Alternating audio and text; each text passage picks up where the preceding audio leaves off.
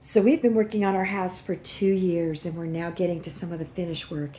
Today, I'm going to show you one of the projects that we did to finish it off, this lantern tree. And while we seal the walls, we'll just seal the tree as well. To make the leaves for this, we're going to start with this piece of copper, which is not real copper. It's copper colored.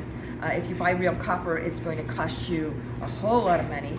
And then we cut out the shape of our leaves from this copper. And I'm just using a pair of tin snips for this. I'm not going to finish this because I've got one that's already cut out here. Now, once we have that already cut out, I have, and by the way, this anvil will get used in a moment, but I'm going to do this on wood so that we make indents, and I use a little dull screwdriver here that has kind of a fat edge. If you have a chisel like this, then you can use the chisel to do this, and I'm going to put the veins of the leaves in by tapping them in like this with the hammer. So as you can see, I've got the veins started here in this leaf. Once I get through doing that, I have the veins of the leaf into this one. I'm going to take and I'm going to pound this leaf with the hammer all over the place on this anvil. What happens to that is that these veins, which are sticking up here, now become part of the overall design. And so once I finished, I pound it all over. I have a leaf like this that's fully pounded. And so it doesn't matter if you make little mistakes when you're pounding those veins in. It actually adds to kind of the variety, which is a lot like the leaf. Once I do that, then I want to drill 2 little holes into this leaf. And once I drill those 2 little holes into this leaf, I'm going to weave my wire into those 2 little holes that are there, and I don't know if you can see it anymore because it's very much hidden. And I pound that wire down into place here on the top and on the bottom. Now I have a leaf ready to be attached to the vine that I'm going to twine around the tree. This leaf will have a little dot of super glue, but even without the super glue, this is very secure and it's not going to come off. So there's your leaf, quickly showing you all ready to go. The solder isn't strong enough to hold my leaves in place, and so I've twisted the ends of my leaves right around the wire so they're secure, and then I've added just a dot of solder to keep them in place.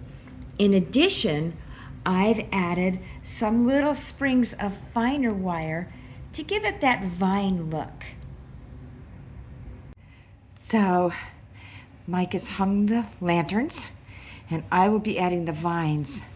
The lanterns are only hung right now by very thin 24 gauge wire. I will later add 16 gauge wire to stabilize them, and he's wiring them up right now. Routering out grooves for the wire to go down the tree branches.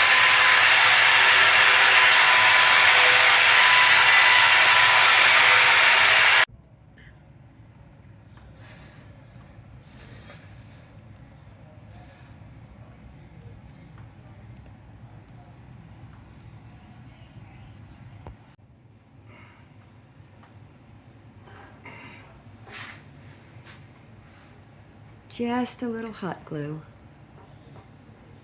to keep those wires in place. So I've attached the wire to the trunk with these little copper tacks. And they work perfectly and they disappear. They're in little loops right here on the branch. Now notice I've put little coils here to make it look like a vine, and I'm going to show you how to make that coil.